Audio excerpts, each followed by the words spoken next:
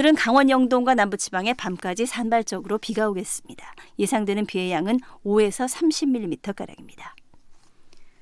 서울의 지금 기온은 27.4도입니다. 아나운서 임수민이었습니다. 1시 뉴스를 마칩니다. 지금 시각은 1시 5분입니다. KBS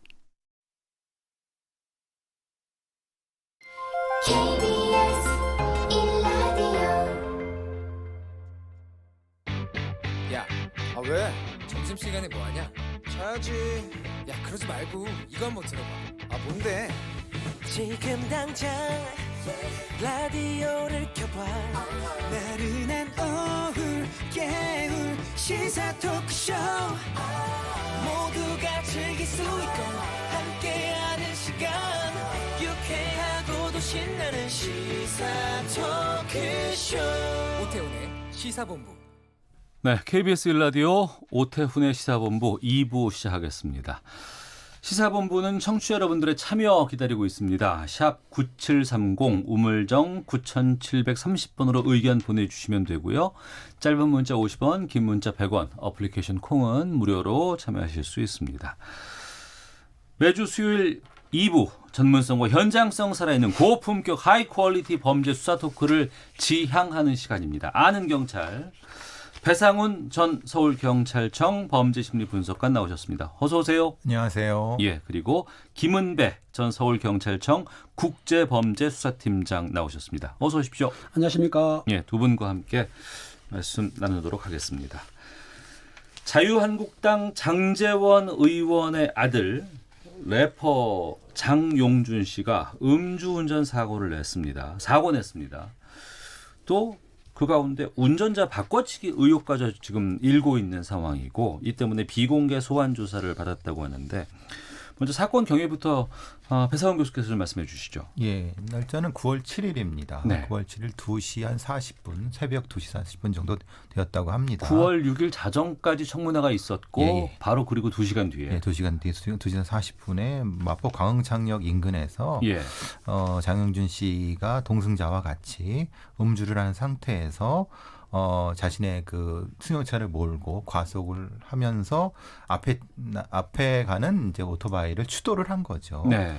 오토바이는 거기서 넘어져서 오토바이 탑승자는 좀 뭐 중상은 아니지만 부상을 입었고 거기에 이제 약간 좀 그 차가 비껴져 있는 상태에서 이 피해자가 112 신고를 하고 네. 뺑소니 신고를 했다고 합니다. 뺑소니 신고를. 네, 신고를 하고 예. 119가 오고 뭐 경찰이 오고 그러는 과정에서 거기서 그냥 사건 처리가 됐으면 되는데 네. 문제는 그 장영준 씨가 자신이 운전하지 않았다. 그러니까 자신이 운전했음에도 불구하고 예. 그러는데 정작 자신이 운전했다고 하는 사람은 경찰이 온 다음에 한 2, 30분 후에 나타나서 자기가 운전했다. 네.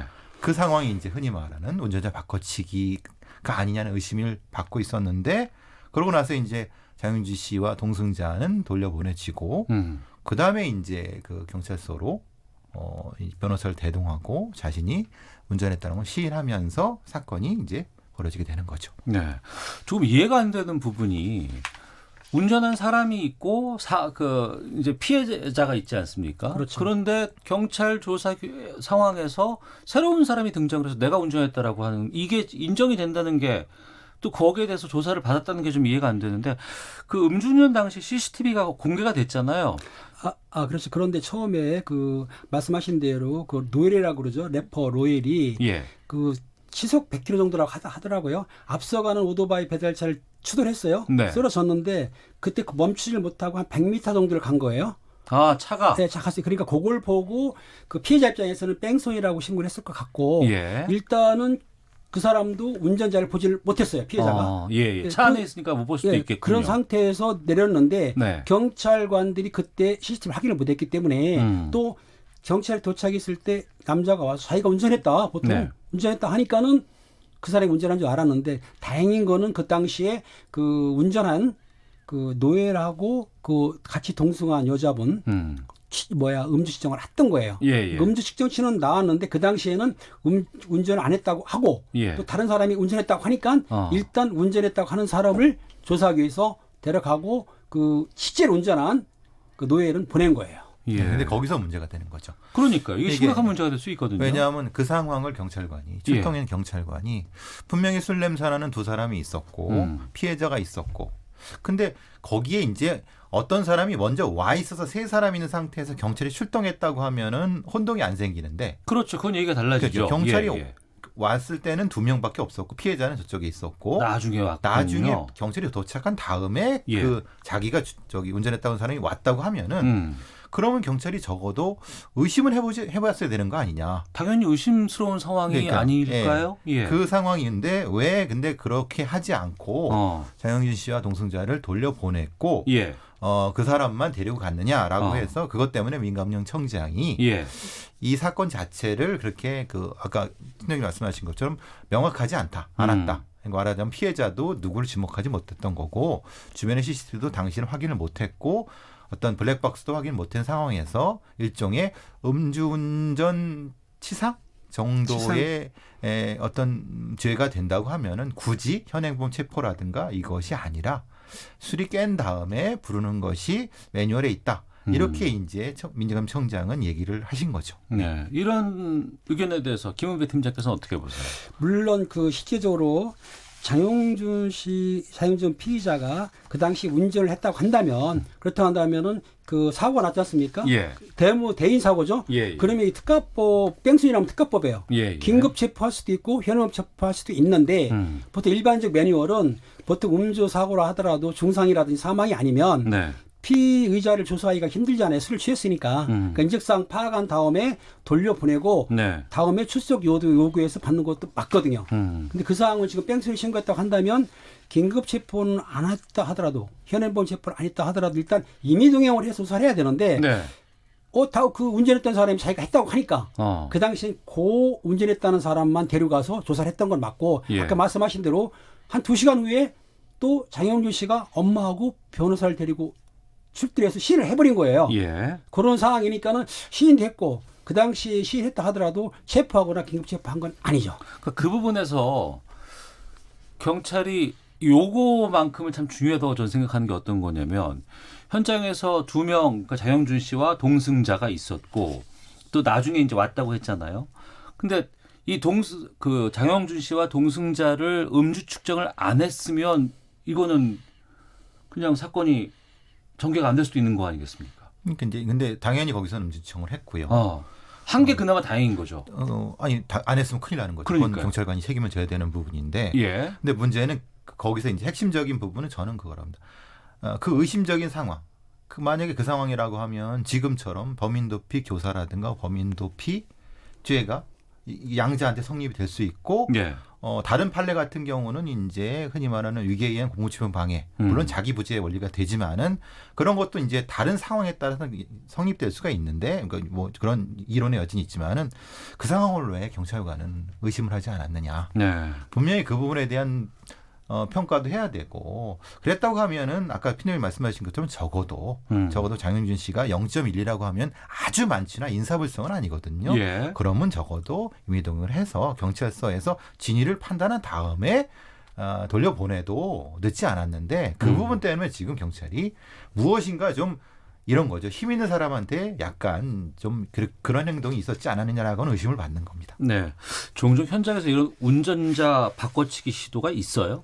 가끔 있습니다. 실제적으로 피해자가 운전자를 보지 못했을 경우에 예. 옆 동승자라든지 아니면 다른 사람이 하는 수는 있는데 그래도 나중에 조사하다 보면 다 발각되기 때문에 예. 어차피 걸리게 돼 있어. 아까 말씀하신 대로 본인이 부인하는 건 처벌할 수 없지만은 다른 사람이 그 운전자를 피하게 하고 자기가 했다고 할 경우에는 범인도피죄가 성립이 되죠. 형법 151조에 의해서 해드는데 그거를 운전자가 교사했다 그러면 네. 네가 대신 해달라. 네. 이러면 교사범으로 처벌을 받거든요. 사실은 그게. 그게 이제 법정형이 3년이야. 징역 500만 원이 벌금인데 예. 그건 상당히 큰 죄란 말입니다. 그걸 의심했다고 하면 분명히 다른 조치가 있어야 된다는 것이 지금 상황을 이렇게 어렵게 만든 거죠. 경찰관 네. 입장에서도 반드시 근데 그걸 또 반드시 이렇게 해야 되느냐? 근데 그 부분이 좀 애매해서 그래서 이제 이게 민감령 청장 같은 경우도 그런 얘기를 하는 거죠. 네. 매뉴얼은 이런데 그 부분은 이렇다 이렇게 설명을 한 거죠. 음주운전이 있고 음주운전으로 인한 사고까지 냈고 상해 사건이죠. 네, 상해 사건까지 있고 또 사고 직후에 운전자를 바꿔치기 했다는 의혹까지도 그렇죠. 지금 받고 있는 형법까지도. 상황에다가 게다가 피해자와의 합의하기 위해서 장재원 씨의 아내, 그러니까 장영준 씨의 어머니가 합의를 종용했다는 의혹까지 있던데 이건 어떻게 되는 거예요? 그러니까 예를 들면은 어떤 뭐 우리가 보통 술을 안 먹고 정상적인 뭐 상태에서 운전을 하다가 네. 교통법규를 왜 어기지 않은 상태에서 가벼운 접촉사고 같은 경우는 이제 민사사고 그냥 개인 간에 해결할 수 있는 겁니다. 그렇죠. 예, 근데 예. 문제는 이 사람은 음주를 한 상태이고 교통법규를 위반했고 사고까지 냈기 때문에 그 합의 자체라는 것은 이 범죄하고는 별개의 것이죠. 예, 예. 네, 그러니까 근데 그거를 또 일종의 압박을 해서 몇 번이 계속 뭐 전화를 해갖고 해달라고 하는 이런 부분들이 이제 일종의 압박성이 아니겠느냐라고 하는 부분인 거죠. 제 생각에는 이건 있습니다. 왜냐하면 교통사고 났을 때 네. 상해 사건 났을 때는 보험이 들어있기 때문에 처벌 안 받죠. 예. 그런데 12개 항목 음주운전이 끼었습니다. 예, 예. 음주운전이 낀 상태에서 상해를 일으키게 되면은 당연히 별도 합의를 해야 돼요. 그러니까 그 장윤준 씨 어머니가 사건을 무마하기 위해서 합의를 시도한 거냐? 네. 아니면 피해자한테 피해를 당했으니까 어차피 별도 합의를 해야 되니까 얼마를 줄 테니까는 합의서를 해주시오라고 했는지는 지금 명확하지 않거든요. 그러니까 지금 언론에서는 사건을 무마하려고 했던 거 아니냐는 쪽이고 네. 그쪽에서는 피해를 당했으니까 피해 보상 쪽으로 돈을 준 거다 이렇게 말을 하는 거죠. 예, 그건 명확히 구분을 해야 됩니다. 네. 그러니까 그 구분이 안 되면 혼동이 될 수 그렇죠. 있는 거죠. 예. 그리고 이 장영준 씨 대신에 운전을 했다고 주장을 했던 이 남성 또 있지 않습니까? 지금 보도로는 아는 형이라고 지금 나오고 있는데 제3자가 거짓 운전자로 자처해서 나섰을 상황에 대해서는 좀 의문이 들거든요. 그런 경우가 있나요? 그러니까요. 그러니까 어떤 예를 들면 경제적 이익이라든가 뭐 다른 어떤 관계가 있지 않는 한 네. 도대체 아는 형이 뭡니까? 무슨 관계를 얘기하는 거죠? 아는 형이라 한다면 지인을 말하는 건데 예. 그 지인이 어떻게 해서 교통 현장을 왔느냐 그렇다고 한다면은 장영준 피의자가 전화를 했느냐 아니면 다른 사람 통해서 전화를 했냐가 관건이기 때문에 현재 지금 그 장영준 측에서 하는 말은 그 소속사 사람도 아니고 그리고 또 그 장 의원님 네, 그쪽 장재원 소속사, 의원실. 장재원 의원실에 있는 직원도 아니라고 말하기 때문에 본인이 아는 사람이다라고 주장하는데 경찰에서 조사를 하게 되면은 실제적으로 신분이 확인될 것 같아요. 네. 그건 뭐 여러 가지 뭐 핸드폰이라든가 그렇죠. 이런 거 핸드폰 확인해 추가하면 보면 다 뭐 나오죠. 다 나올 수 그렇죠. 있을 것 같고 좀 더 조사 결과를 좀 지켜봐야 될 것 같고요. 그리고 또 한 가지가 있습니다. 이 장영준 씨가 사고를 내고 사고 피해자에게 우리 아버지가 국회의원이다. 돈 1,000만 원 줄 테니까 합의하자.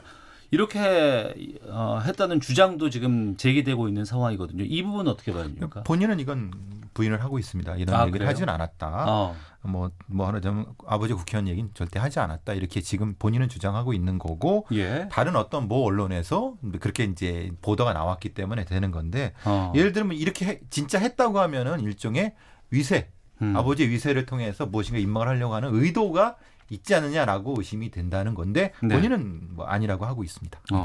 지금까지 나온 혐의가 상당히 좀 저희가 좀 짚어봤습니다만 여러 개가 지금 문제가 될 수 있거든요. 이거를 왜 구속 수사를 안 했냐 뭐 이런 부분도 지금 일각에서는 제기가 되고 있는데 어느 정도로 판단하세요? 아까 말씀하신 대로 중상이라든가 사망사고면은 구속이 되는데 아마 그 장용준 예. 장윤전 측에서 3,500만 원을 주고 합의를 했던 것 같아요. 합의가 그러니까 이루어졌으니 피해자가 처벌 원치 않죠. 예. 음주에 대해서는 알다시피 0.08 이상은 면허가 취소됩니다. 네. 그런데 그 법률을 보게 되면은 2.0 이하는 좀 약해요. 1년이나 2년 정도의 징역이든지 500에서 1,000만 원 정도의 그 벌금을 내기 때문에 실제적으로 피해자가 합의를 했기 때문에 구속시키기에는 조금 약하지 않느냐 그렇게 그렇죠. 보는 거죠. 실제 형량도 그렇게 나오진 않을 거니까 그렇죠. 보통 벌금형 정도 나올 가능성이 높으니까 예. 그리고 이제 뭐 신원이 확실하고 이런 부분 때문에 구속까지는 어렵지 않느냐라고 하는 것이 경찰의 판단인데 예. 근데 문제는 국민 여론은 아닌 거죠. 국민 여론은 이 사람이 이전의 전력도 있고 상당히 이런 부분이 있는데 그리고 사회적 분위기가 음주운전에 대한 건도 있는데 이걸 대놓고 운전을 하고 바꿔치기가 됐다. 일종의 괘씸죄 부분인 거죠. 특히 올 들어서 이제 윤창호법 이어서 뭐 제2의 윤창호법 이런 법 개정까지 이루어지고 사회적으로 음주운전에 대한 경각심이 상당히 좀 높은 상황에서 현직 국회의원의 자제가 이런 일을 벌였다는 것에 대해 사회적인 파장이 상당히 좀 큽니다. 글쎄요, 왜 이렇게 근절되지 않을까 싶은 생각이 들기도 하고 추가로 좀 필요한 대책 어떤 것들이 좀 있어야 된다고 보시는지 저는 말씀 뭐 듣겠습니다. 간단하게 사회 지도층들이 이건 대우각성을 해야 되는 겁니다. 대우각성을 해야 된다. 왜냐하면 본인의 자제도 이렇게 못하는데, 그러니까 결국은 어떤 이런 부분과 또 하나는 제도적인 부분은 엄한 처벌이죠. 왜냐하면 너무 처벌이 약합니다. 지금 제가 아까 말씀드린 것처럼 이렇게 했는데도 벌금형 정도밖에 안 나오고 실질적으로 운전대를 못 잡게 할 수 있는 정도의 그런 형이 안 나오거든요. 그런 부분에 대한 실질화가 분명히 중요하다고 보여집니다. 예. 음주운전 삼진 아웃제 같은 경우는 구속을 시키거든요. 그런데 예. 일반적으로 볼 때 음주운전의 경상이라든지 약하면은 구속을 안 시키고 벌금이 나오지 않습니까? 그렇다고 한다면 아까 교수님 얘기한 대로 강하게 법이 있는 그대로만 적용하고 거기에 대해서 정량 강량이라든지 그 반성한다고 해가지고 참작 안 해주면 그러면 엄하게 처벌하게 되면 아무래도 음주운전은 줄어들지 않을까 그런 생각이 듭니다. 네. 배상훈 전 서울경찰청 범죄심리분석관, 김은배 전 서울경찰청 국제범죄수사팀장과 함께 아는 경찰 다음 주제로 좀 가보도록 하겠습니다.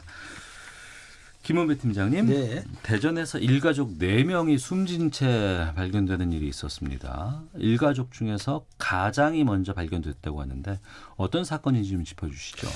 이 사항을 보면요. 그 9월 4일 날 오후 4시경에 대전 중구입니다. 한 아파트 화단에서 43살 남자분이 숨진 채 발견이 됐어요. 아파트의 화단에서요? 예. 예. 그래서 추락사한 거죠. 경찰이 출동해가지고 확인을 해보니까 신원을 봤더니 주소가 나온 거예요. 그래서 그러면은 가족들한테 연락을 해야 되고 또 조사를 받아야 되니까 예. 그 주소지에 따라서 아파트 갔더니 딱 아내가 사망돼 있고 그다음 딸하고 아들. 그 아들 딸은 8살, 그다음에 아들은 6살이면서 아내는 32살인데 3명이 사망한 상태로 외상은 없었어요. 예. 그렇다 보면은 다른 방법으로 사망한 것인데 이거를 조사해 보니까는 사망한 남성이 살해한 뒤에 자살한 거 아니냐 그렇게 본 거죠. 아파트는 다른 아파트에서 옆에 있는 본인이 사는 아파트에서 5분 내지 7분 걸리는 아파트 25층에서 뛰어내린 걸로 추정하고 있습니다. CCTV에는 약간 좀 일종의 방황한다고 하나요? 네. 서성인다고 하나요? 그 가장이 추락사한 가장이 하기 전에 그런 게 찍혀 있다고 하고요.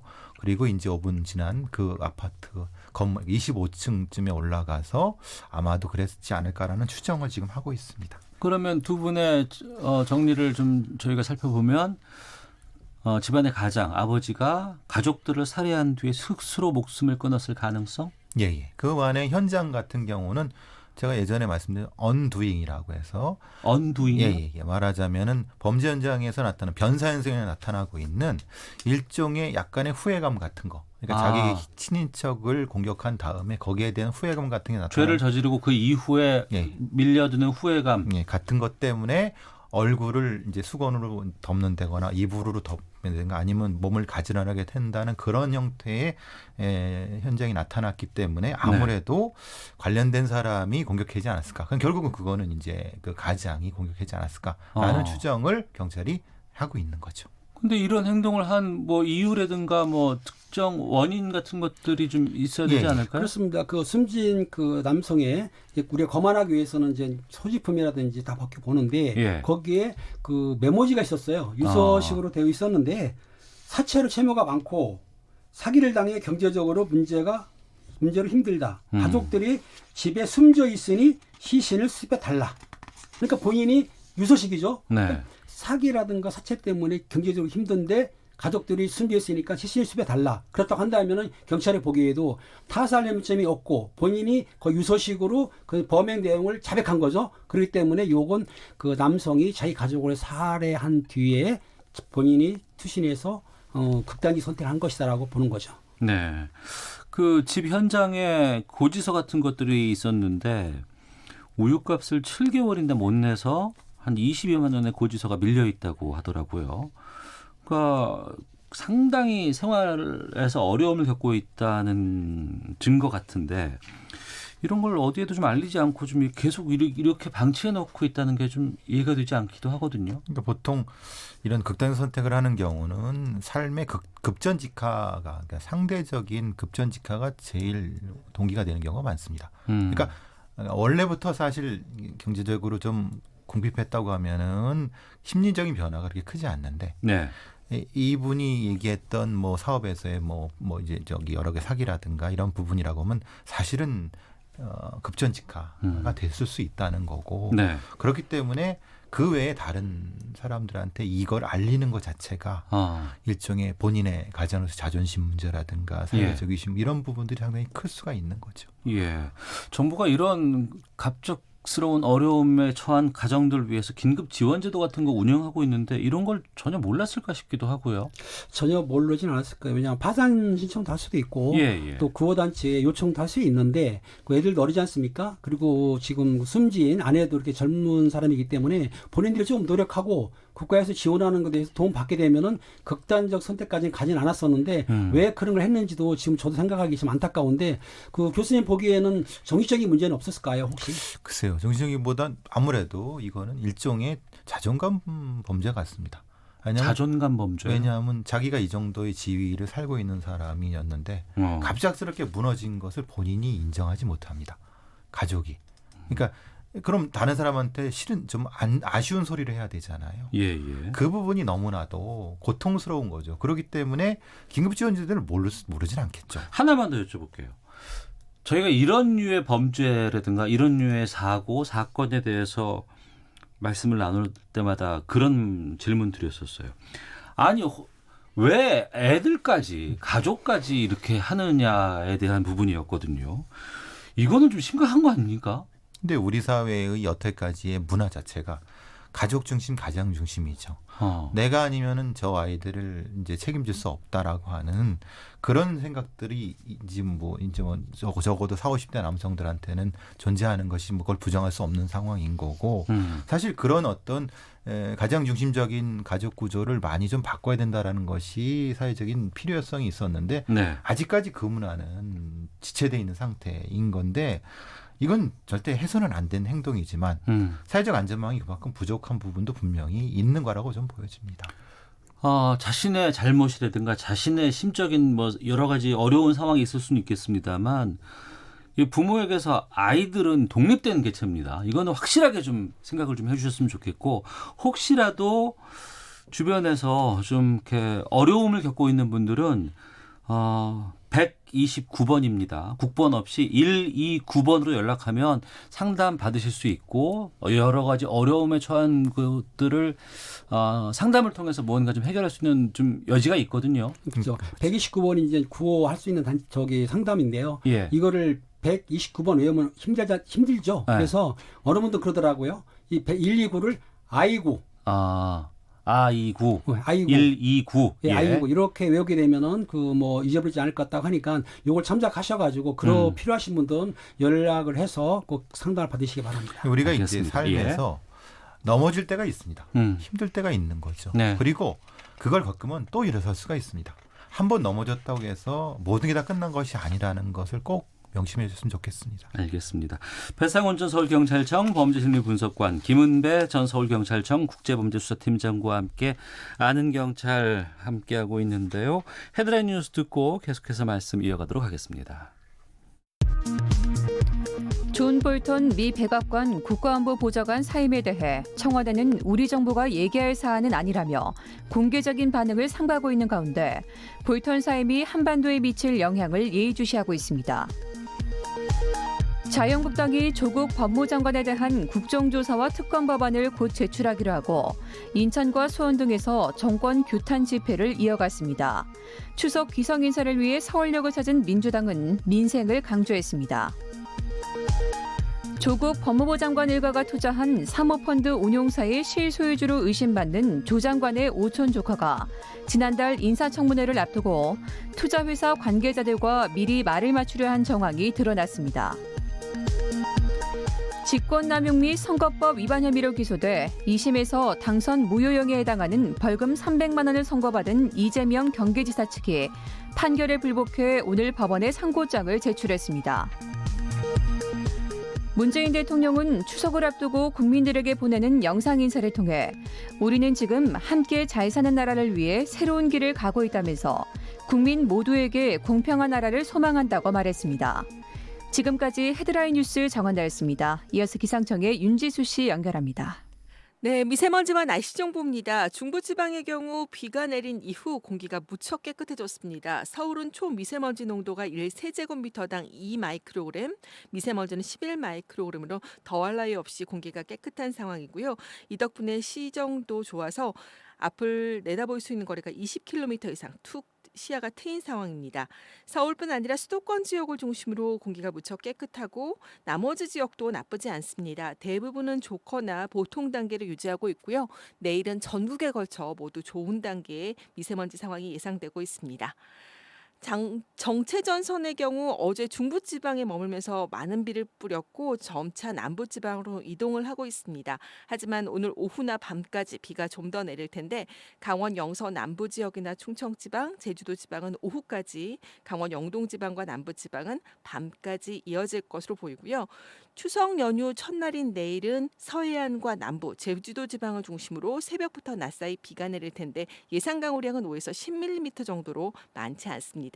추석 당일은 전국적으로 맑은 날씨 예상되고 있습니다. 오늘도 늦더위가 이어지고 있습니다. 낮 최고 기온 서울과 세종, 대전 29도를 비롯해 전국은 22도에서 32도의 분포가 예상되고요.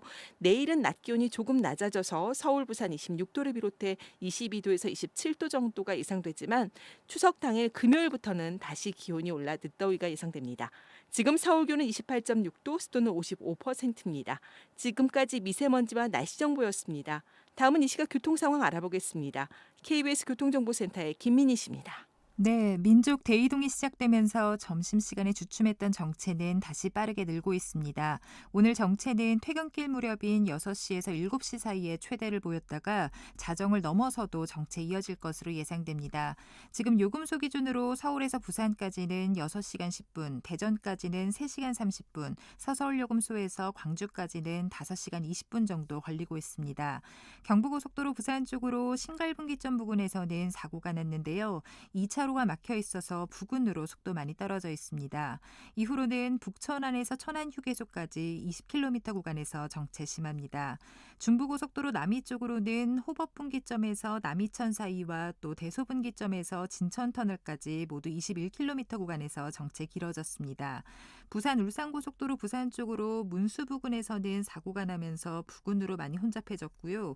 평택 제천고속도로 제천 쪽으로 안진터널에서도 사고가 나면서 뒤로 남한성부터 정체 심합니다. KBS 교통정보센터였습니다.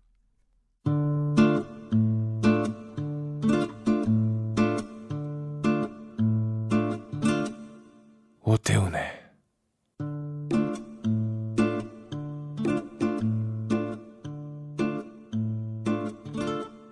시사본부.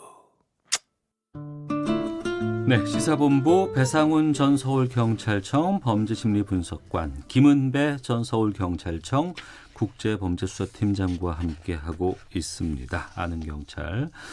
앞서서 대전 일가족 4명의 사망사건 말씀을 듣다가 헤드라인 뉴스 시간에 제가 잠깐 배상훈 프로파일러께 굳이 추석 앞두고 이렇게까지 했어야 되나라고 했더니 방금 그렇게 말씀하셨어요. 추석을 앞두고 더 이런 일이 많이 일어난다고요? 예, 그렇습니다.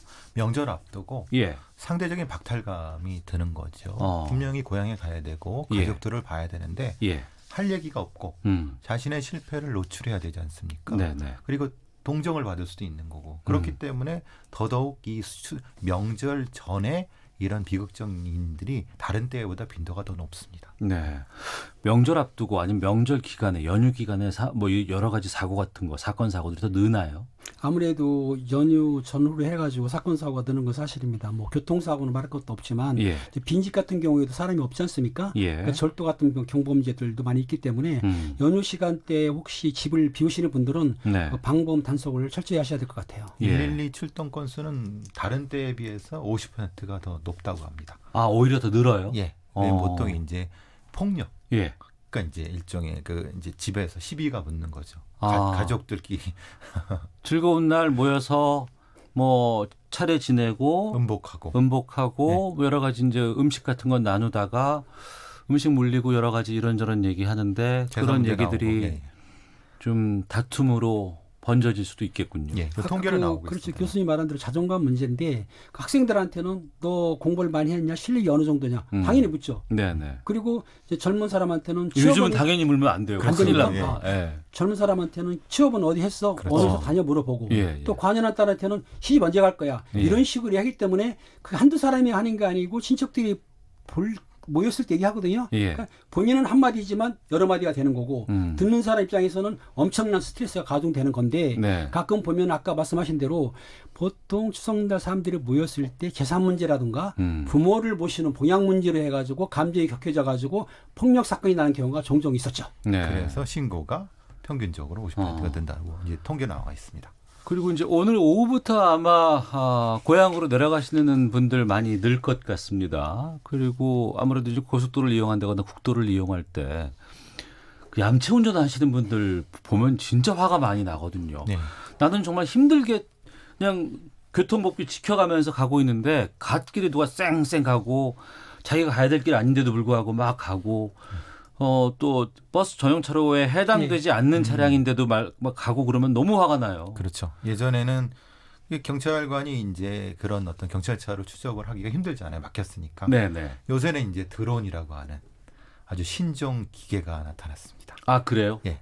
그래서 경찰청에서는 드론을 이용해서 예. 15일부터 오늘부터 15일까지 네네. 10개 고속도로 21개 지점에 드론을 투입해서 지금 말씀하신 이런 얌체 운전, 특히 이제 갓길 운전하고 그 전용 차로를 침범하는 이건 100% 잡아내니까 절대 그렇게 하지 마십니다. 그렇죠. 지금 드론 한국도로공사에서는 47대라고 하더라고요. 드론을 띄워가지고 그 갓길 정차라든지 그다음 전용 차선 위반 그리고 일반 도로도 마찬가지입니다. 고속도로를 했기 때문에 옛날처럼 쉽게 그런 위반을 하게 되면은 들키지 않는 게 아니고 드론으로 찍게 되면은 명확하게 들키기 때문에 이번 추석 뭐 귀경길이나 아니면은 추석 갈 때에 절대로 그 뭐 아까 말씀하신 위반 그러니까 뭐 자동차 전용 차로라든지 갓길에 정차하는 거 요거는 좀 없었으면 싶습니다. 그리고 승합차 그 버스 전용차로 갈 수 있지만 6인 이상 탑승을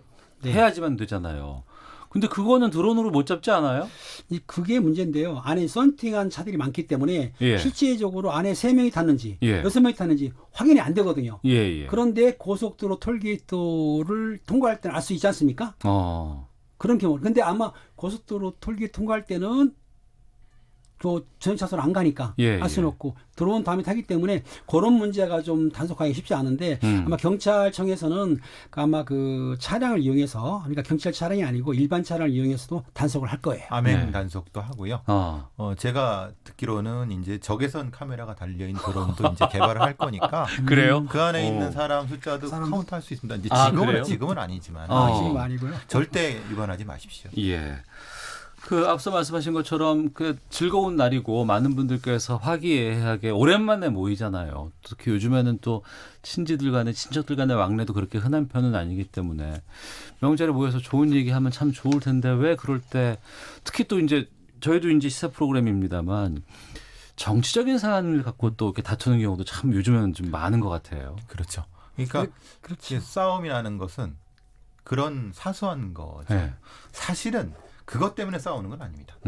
원래 가지고 있던 내적인 어떤 것이 있었는데 조국 때문에 싸우는 것이 아니라 조국을 통해서 싸우는 거죠. 예를 들면은 그게 맞는 겁니다. 그리고 재산 관련된 부분이라든가 아니면 가장 많이 되는 건 형제들 간에 자매들 간에 서열, 그러니까 이제 뭐 가졌다 못 가졌다에 대한 상대적인 비교를 많이 당하지 않습니까? 그것 때문에 명절 때 그런 말다툼이 많아지는 거고 그 말다툼 끝에는 결국은 어떤 이런 상황까지 갈 수 있는 거거든요. 조금만 줄이시면은 됩니다. 김은배 팀장께서는요? 평균적으로 그 정치 문제라든지 종교 문제는 거론 않는 게 원칙이에요. 저희 식구들도 모이면 그 말을 안 하는데 그것도 다툼이 있을 수도 있지만 가장 중요한 거는 재산 분배라든가 부모 봉양 문제예요. 재산은 뭐 장남, 차남 또 시집간 딸 이런 문제 때문에 지금 재산 분배가 똑같지 않습니까? 그런데 부모를 모시는 사람은 더 많은 걸 요구하기 때문에 서로가 부모를 모셨니 안 모셨니 그리고 만약에 상속 시에 얼마를 받겠다 이것 때문에 원성이 높아져 가지고 싸우거나 아니면 다툼이 많기 때문에 이런 상황으로 해서 신고가 들어오는 게 많기 때문에 이번에 모였을 때는 좀 정자간에 우열을 다져서 재산 문제라든지 그런 문제로 싸우지 않았으면 싶습니다. 그 첫날 우리는 요 얘기는 하지 말자라고 애초에 써놓으십시오. 잔소리 폭격 말자. 예. 재산 얘기하지 말자. 그럼 좋겠네요. 3개 정도는 써놓고 끝날 때까지 지키도록. 예. 그럼 되지 않을까 싶습니다. 제 바람입니다. 청취자 4042님, 제 경험상 정치 이야기하다가 제일 많이 싸웁니다. 요즘처럼 양쪽으로 나뉘는 민감한 이슈가 있을 때는 정치 이야기는 하지 않는 것이 바람직합니다라고 의견 주셨습니다. 그렇죠. 예, 공감합니다. 그 경찰분들도 이 연휴 되면은 또 더 바빠지시는 거 아니에요?